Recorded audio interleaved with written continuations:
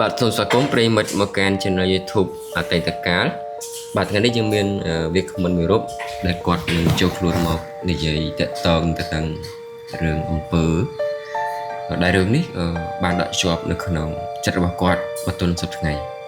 ដូច្នេះគាត់បានសូមកម្មវិធីរបស់យើងដើម្បីនិយាយប្រាប់ពីប្រិយមិត្តនៅរឿងរ៉ាវទាំងអស់នេះបាទគូបញ្ជាក់ផងដែរថាកម្មវិធីនេះបង្កើតឡើងក្នុងគោលបំណងដើម្បីកម្សាន្តទេมันមានគោលបំណងអូសទាញបងប្អូនឲ្យមកជឿរឿងអបិយជំនឿរឿងក៏អំពើអំព័ន្ធអ្វីនោះឡើយអញ្ចឹងសូមបងប្អូនស្ដាប់ដោយការតេស្តពិចារណា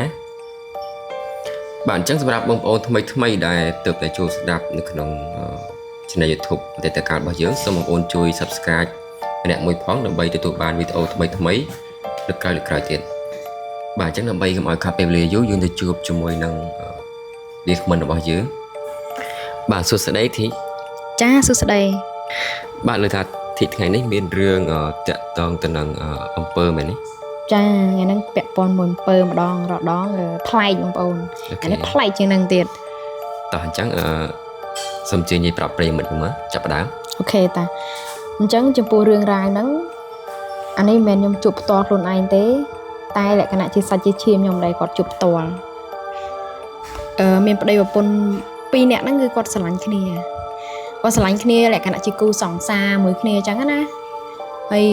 ពេលដែលស្រឡាញ់គ្នាហ្នឹងគឺម៉ែឪបងប្អូនអីគេដឹងទាំងអស់វាថាខាងប្រុសដឹងខាងស្រីដឹងខាងប្រុសអញ្ចឹងណាបាទចាស្រឡាញ់គ្នារហូតដល់កាន់ដៃគ្នាចូលរោងការធម្មតាមនុស្សនៅពេលដែលយើង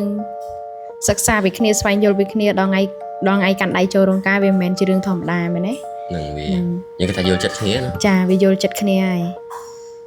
តែនៅពេលដែលគាត់ចូលរោងការហើយពុបលក្ខណៈថាគាត់ចូលរោងការហើយក៏គាត់នៅស្រឡាញ់គ្នាធម្មតាដែរអត់តមានអីប្រែប្រួលទេតែរហូតដល់កូនមួយហ្នឹងគឺចាប់ផ្ដើមប្លែកប្តីប្រពន្ធគាត់ហ្នឹងណាបាទគេថាធម្មតាស្នេហាតែមានជនទី3មិនថាលក្ខណៈជនទី3ស្នេហាឬមួយក៏បងប្អូនអត់ពេញចិត្តទេគេតែងតែស្រឡាញ់គ្នាអត់ដែលបានយូរទេបាទនៅពេលដែលស្រឡាញ់គ្នាទៅស្រឡាញ់គ្នាមកក៏ម្ដាយខាងប្រុសហ្នឹងប្លែកពេលមកលេងកូនអញ្ចឹងវាមិនមែនលេងលក្ខណៈធម្មតាសួរសុខទុក្ខទេណាបាទលក្ខណៈដាក់អីឲ្យស៊ីនេះស៊ីនោះអញ្ចឹងណាបាទព្រោះអីចង់បវាយកូនអញ្ចឹងណាធ្វើលក្ខណៈអត់ចង់ឲ្យកូនហ្នឹងស្រឡាញ់គ្នាទេតែខ្ញុំឆ្ងល់ចេះបើសិនជាអត់ស្រឡាញ់កូនអត់ពេញចិត្តគ្នាតាំងពីដំបូងមិនក៏មិនបវាយតាំងពីដំបូងមែនទេបាទហ្នឹងហើយចាំមិនអាពេលគ្នាកូនមួយហើយមកបវាយគ្នានឹងអាចជាមានហេតុផលពីក្រោយរឿងនឹងហ្នឹងហើយមួយទៀតនៅពេលដែលគាត់និយាយតែមាត់អញ្ចឹងណាបាទអាអូនចេះអាអូនចោះជប់ស្រឡាញ់ទៅប្រពន្ធហើយចេះចោះអញ្ចឹងណាកូននឹងអត់ស្ដាប់ទេស្ដាប់តាមប្រពន្ធធម្មតាគេមានប្រពន្ធកូនហើយគេមិនស្ដាប់តាមប្រពន្ធកូនគេនៅពេលដែលរស់នៅមួយគ្នាបានរយៈពេលប្រហែលជា7 ឆ្នាំដែរតែម្ដាយក៏អត់មានតន់ធ្វើអីណាគាត់ថាមកលេងសួរសុខទុក្ខយកចៅយកអីទៅធម្មតាអញ្ចឹងណាហើយនិយាយទៅរឿងរ៉ាវហ្នឹងគឺសាហាវមែនតើណាយកចៅទៅហើយទៅធ្វើបាបគ្នាមិនបើគ្នាក្មេងតូចហ្នឹងយកចៅទៅលក្ខណៈថាឲ្យជំរើសកូនអ្នករើសអញ្ចឹងណាឲ្យជំរើសកូនអ្នករើសអញ្ចឹងវិញចាំមានថាគាត់យកចៅហ្នឹងគឺអត់យកមកវិញទេហ្នឹងហើយយកទៅគម្រាមហ្មងអានេះមានថាចាប់ចម្រិតចៅដើម្បីគម្រាមឪពុកម្នាក់ហ្នឹងហើយគម្រាមទៅថាបើមិនលែងលះគ្នាអីចឹងគាត់អត់ឲ្យចៅអញ្ចឹងគាត់យកទៅចិញ្ចឹមឲ្យខ្លួនឯងអញ្ចឹងណាបាទបន្តមកទៀតកូនប្រុសហ្នឹងគឺគាត់អត់ព្រមទេដោយសារគាត់ស្រឡាញ់ប្រពន្ធកូនគាត់អញ្ចឹងណាហើយណាមួយគឺគាត់មានចំណងដៃកូនស្រីដ៏ស្រស់ស្អាតអញ្ចឹងទៅរយៈពេល2 ឆ្នាំហ្នឹងគាត់ថាអត់មានសុភមង្គលទេរស់នៅមួយគ្នាមានតែភាពក្តៅក្រហាយអញ្ចឹងណាធម្មតាពេលអ្នកផ្ទះនិយាយខាងប្រុសមកនិយាយប្រាប់គាត់អញ្ចឹងទៅដល់ពេលហើយចូលដល់ឆ្នាំទី3កូនប្រុសហ្នឹងនៅជាមួយប្រពន្ធសុកឯងនៅមួយគ្នាសុកប្តីប្រពន្ធលក្ខណៈ3នាក់4នាក់ម៉ែកូនអញ្ចឹងណាក៏គាត់មានអារម្មណ៍ថាគាត់ឈឺជើងអញ្ចឹងណាគាត់ឈឺជើង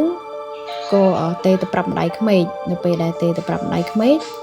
ក៏ម្ដាយក្មេកហ្នឹងឡើងមកយកកូនប្រុសនៅដល់ផ្ទះមកយកកូនប្រុសដល់ផ្ទះហើយកូននិយាយមួយកូនស្រីថាចេះនេះអូន បើមានអូនឯងរវល់លក់ដូរអញ្ចឹងអីទេទុកកូនម៉ែទុកឲ្យម៉ែអ្នកមើលអញ្ចឹងណា ចា ហើយម្នាក់ប្រពន្ធហ្នឹងក៏ឲ្យប្តីទៅមែនជាធម្មតាយើងមិនទុកចិត្តម៉ែក្មេក ណា ពេលអញ្ចឹងម៉ែក្មេកយកទៅក៏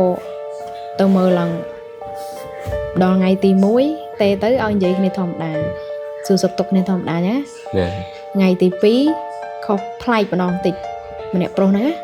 ជាធម្មតាមនុស្សយើងនៅពេលដែលស្រឡាញ់គ្នាយើងតែងតែសួរសុខទុក្ខពីគ្នាមែនអត់ ហ្នឹង ទៅពេលទេទៅលើកនោះមានអារម្មណ៍ថាខឹងម្នាក់ស្រីវិញម្នាក់ប្រុសហ្នឹង បាទ ខឹងម្នាក់ស្រីខឹងលក្ខណៈថាទៅមើលឬមួយក៏មិនឬមួយក៏ម្ដាយខាងប្រុសហ្នឹងអ្នកចាក់ចូលអញ្ចឹងណា ហ្នឹង ដល់ទី3ថ្ងៃទី3កំរោលចូលមក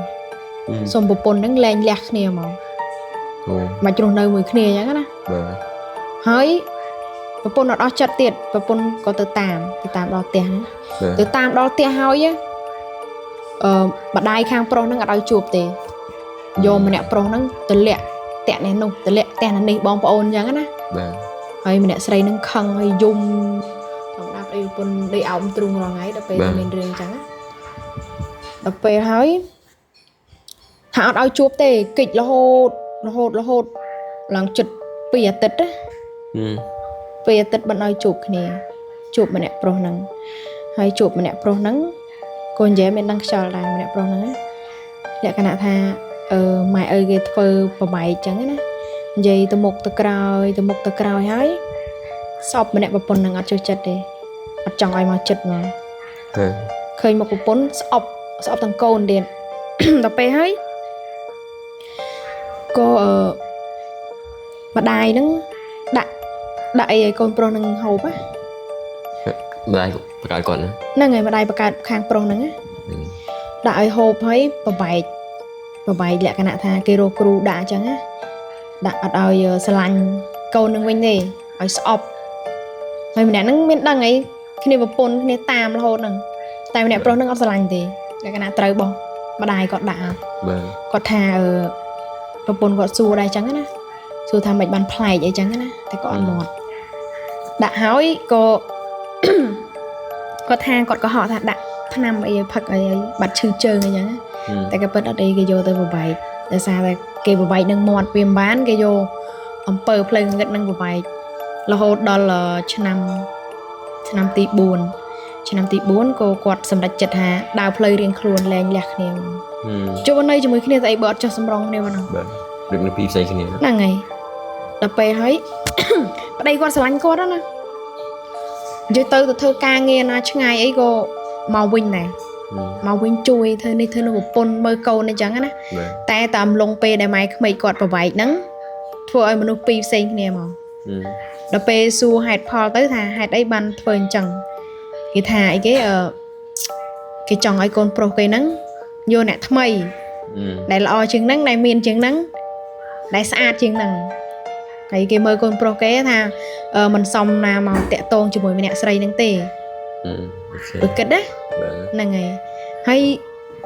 ដល់ពេលអញ្ចឹងក៏គាត់ប្របែកអត់បានមានតែរកគ្រូមកដាក់ធ្វើបែបហ្នឹងមកតែផលដែលគាត់ទទួលបានល្អទី1គាត់ប្របែកត្រូវហើយវាសមនឹងបំណងរបស់គាត់ណាតែទី2ក៏អត់ដឹងថាស្ថានភាពកូនរបស់គាត់បែបម៉េចទេនៅពេលដែលដាក់អញ្ចឹងទៅគឺធ្វើឲ្យកូនរបស់គាត់ហ្នឹងមិនមែនជាខ្លួនឯងលក្ខណៈថាដូចឆ្វេងស្ដាំអញ្ចឹងណាអត់ស្ដឹងអីអញ្ចឹងទៅណាហ្នឹងហើយអត់ស្ដឹងអីទេហើយបន្ទាប់មកក៏គ្រួសារគាត់ហ្នឹងក៏បានបែកគ្នាដោយសារតែម្ដាយក្មេកគាត់ហ្នឹងប្របែកអញ្ចឹងទៅហើយឥឡូវគាត់ដើរផ្លូវរៀងខ្លួនគាត់លែងលះគ្នាឥឡូវហើយម្នាក់ស្រីហ្នឹងក៏ឡើងមកធ្វើការនៅភ្នំពេញចាំកូនធម្មតាតែម្នាក់ប្រុសហ្នឹងខ្ញុំអត់ដឹងទេដោយសារតែវាយូរឆ្នាំដែរអញ្ចឹងណាបាទចាហើយចំពោះរឿងហ្នឹងគឺមានតែប៉ុណ្្នឹងបងប្អូនចាអរគុណសម្រាប់ការស្ដាប់បាទអរគុណនាធីបាទអញ្ចឹងក្រោយពីប្រិយមិត្តបានស្ដាប់រឿងរ៉ាវរបស់គាត់តើប្រិយមិត្តគិតយ៉ាងណាដែរសូមកុំភ្លេចជួយ comment នៅខាងក្រោមបាទចង់បញ្ជាក់ម្ដងទៀតថាកម្មវិធីនេះគឺបង្កើតឡើងដើម្បីកម្សាន្តតែប៉ុណ្ណោះមិនមានគោលបំណងដើម្បីឲ្យបងប្អូនឲ្យមកជឿទៅលើរឿងអ្វីមួយឬក៏គុំអ៊ំអាមអ្វីនៅឡើយបាទអញ្ចឹងកម្មវិធីយើងក៏ឈានមកដល់ទីបញ្ចប់សូមអរគុណបងប្អូនដែលបានតាមដានស្ដាប់នៅកម្មវិធីរបស់យើងគឺបាទសូមអរគុណសូមជម្រាប